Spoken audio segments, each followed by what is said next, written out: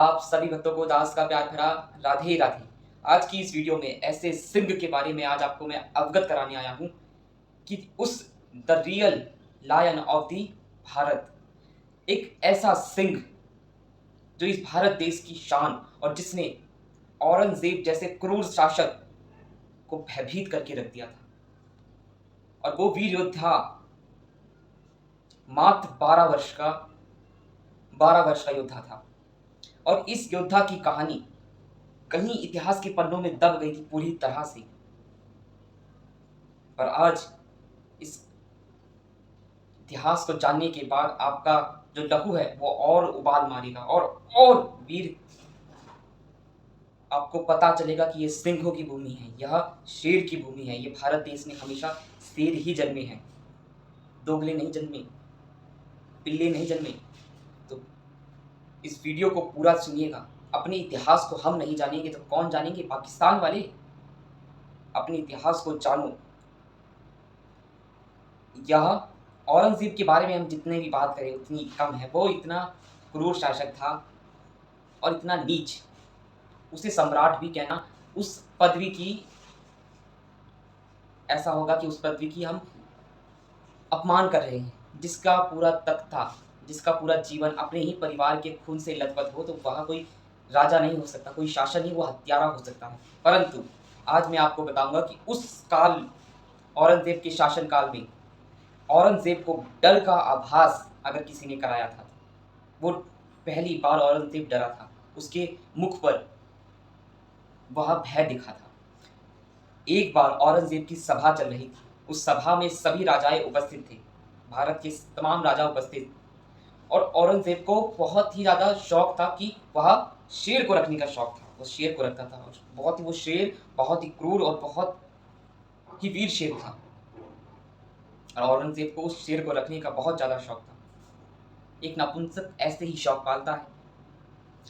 तो वह औरंगजेब उस सभा में उस शेर की खूब तारीफ करने लगा कि कोई है, ये हमारी शेर का कोई मुकाबला नहीं कर सकता। यह शेर पूरे विश्व में सिर्फ मेरे पास ऐसा शेर है जिसका मुकाबला कोई और शेर नहीं कर सकता।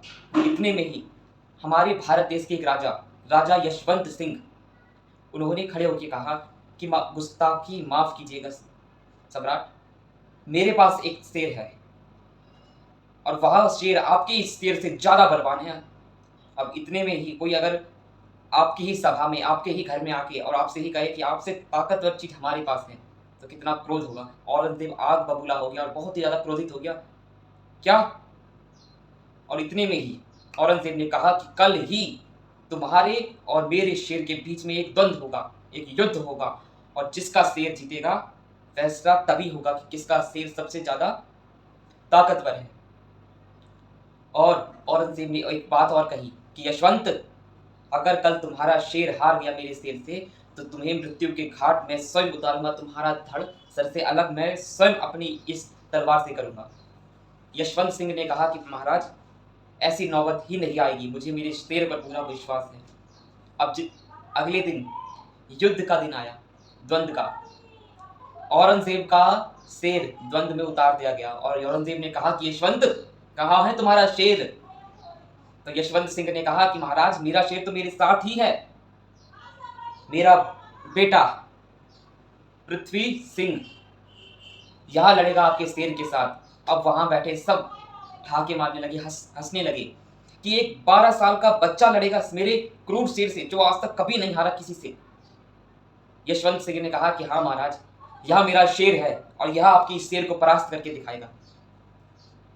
वह गया, पृथ्वी सिंह उस द्वंद्व में गया पिताजी का आज्ञा लेकर। और पृथ्वी सिंह को उसके पिता ने कहा कि पृथ्वी सिंह, एक बात जहन में डाल लेना कि अगर आज तुम इस द्वंद्व में हार गए तो तुम्हारे पिता की मृत्यु निश्चित है, तुम्हारे पिता का धड़ सर से अलग कर दिया जाएगा। तो पृथ्वी सिंह ने कहा, जो एक वीर को कहना चाहिए था, कि पिताजी, विजयी तो सिर्फ मैं होऊंगा और आपको ऐसी नौबत आएगी ही नहीं। इतने में द्वंद्व शुरू हुआ और पृथ्वी सिंह के चेहरे पर जो वीर और जो तेज निकल रहा था उनके चेहरे से, मुख से, तो वह शेर कुछ क्षण के लिए भयभीत सा हो गया। और ये कोई बनी बनाई कहानी नहीं है, ये इतिहास के पन्नों में दर्ज है। वह शेर कुछ क्षण के लिए भयभीत हो गया पृथ्वी सिंह के नज़र से नज़र मिलाते ही, और वह शेर अपनी कदम पीछे लेने लगा। इतने में ही औरंगजेब के सिपाहियों ने भाला भोंक कर उसको और उत्तेजित किया। तो इतने में ही पृथ्वी सिंह ने अपनी तलवार निकाली। तो वहां से उनके पिता यशवंत ने कहा कि पुत्र, ये अधर्म है, तुम्हारे सामने वाला द्वंद्वी के पास कोई शस्त्र नहीं है, तो तुम भी कोई शस्त्र का प्रयोग नहीं कर सकते। इतने में ही और राजाएं बैठे थे, तो उन्होंने कहा कि यह यशवंत पागल हो गया है, मूर्ख है ये, अपने बच्चे को आज ये मरवाने यहाँ लेके आया है। उसने पृथ्वी सिंह ने कहा कि पिताजी क्षमा कीजिएगा। उसने अपनी तलवार साइड में रख दी, और वहां से वह सिंह और यहाँ से ये दूसरा सिंह, अपने भारत की भूमि का सिंह, यह दोनों में द्वंद्व हुआ। ये दोनों जब एक दूसरे की तरफ बढ़े तो पृथ्वी सिंह ने बड़ी ही वीरता के साथ उस शेर की दोनों टांगों को ऊपर करके चीर दिया, और एक तरफ इस तरफ फेंका और एक इस तरफ फेंका।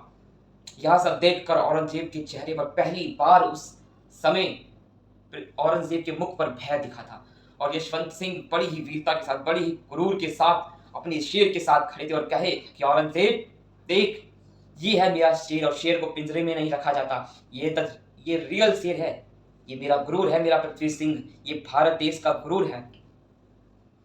और इतना सब कुछ कहकर वह अपने घर को लौट गए। और आपको तो पता ही था कि अब क्या होने वाला है। उस नपुंसक औरंगजेब से और उम्मीद ही क्या रखी जा सकती थी। उसने भय के कारण ऐसा अपमान उसका हुआ, वह हार गया। तो उसने छल से, उसे पता चल गया था कि पृथ्वी सिंह चीज क्या है। पृथ्वी सिंह जब उसके ऐसे क्रूर शेर को चंद मिनटों में चीर सकता है, तो वह उसको भी चीर सकता है। और पृथ्वी सिंह के आंखों में वह तेज था। तो उस औरंगजेब ने क्या करा कि एक ऐसा वस्त्र बनवाया कि ऐसे वस्त्र उस पे पूरा विष मिला दिया, वस्त्र पे पूरा विष मिलवाया, और वो विषैला वस्त्र पृथ्वी सिंह को भेंट दिया। वह जान ना सके, उन्हें लगा कि यह राजा की तरफ से भेंट है। अब यशवंत सिंह खुश हुए और पृथ्वी सिंह भी खुश हुए। पृथ्वी सिंह ने जब वो ड्रेस पहनी तो इतिहासकारों का यह मानना है कि उनकी इसी कारण मृत्यु हो गई, और यशवंत सिंह को उस दुष्ट औरंगजेब ने वही मार दिया। आज आप सभी इस वीडियो को सुनिए, और मेरी माताएं इस वीडियो को अवश्य सुने, कि जो अपने बच्चों को घर में बैठकर IPL पे जुआरी बना रहे हैं, क्रिकेट खिलवा रहे हैं जुआरी का, अलग अलग कार्य करवा रहे हैं, उनको यह बताएं कि सिंह के बेटे हो तुम, सिंह के बेटे, सिंह आपने सिंह जना है। और अपने बेटे को ये सब सिखाओ, ये सब विद्याएं उनको आनी चाहिए कि वक्त आने पर वह अपनी बहन बेटियों की इज्जत की रक्षा कर सके, अपनी मातृभूमि की रक्षा कर सके, कम से कम वो स्वयं की तो रक्षा कर सके, किसी के सामने हाथ जोड़ना ना पड़े। सिंह की बाती, सिंह से भी लड़ने का सामर्थ्य रख सके तुम्हारे बच्चे। आज बच्चों को देखो कि घर घर 6:30 बजते नहीं है कि IPL पे जुआ लगाना शुरू हो जाते हैं। यह दुर्भाग्य है भारत देश का कि वह अपने इतिहास को जानना नहीं चाहते। परंतु आपका ये दास आपको अपने ही इतिहास से अवगत मैं कराता रहूंगा हमेशा।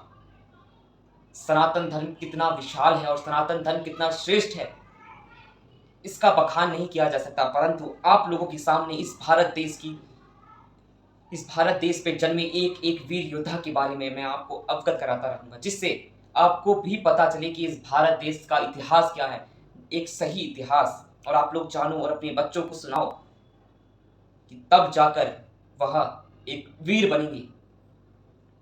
थक मत, अभी सफर अभी बाकी है, मंजिल अभी बाकी है मेरे यार। थक मत, मंजिल अभी बाकी है, कुछ करके दिखाना है। अब वीरों की बारी है, अब सिंहों की बारी है।